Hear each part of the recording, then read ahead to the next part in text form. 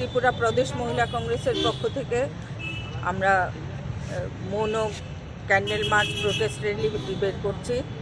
কারণ আপনারা জানেন যে আমাদের সমগ্র দেশে যেভাবে নারীদের উপর বর্বরোচিত অত্যাচার এবং ধর্ষণ চলছে, পশ্চিমবঙ্গের ডক্টর মমিতা দেবনাথের উপর, উত্তরাখণ্ডের নার্সের উপর এবং ত্রিপুরার উদয়পুরেও সম্প্রতি একটা ঘটনা ঘটে গেছে, আপনারা জানেন। এই সমস্ত কিছু নিয়েই আমাদের আজকের এই প্রতিবাদ মৌন মিছিল।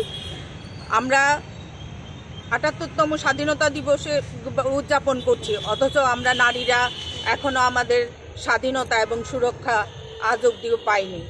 আর আপনারা জানেন বিগত দিনে বিলকিস বানুর হত্যাকারীদের যেভাবে বিজেপি সরকার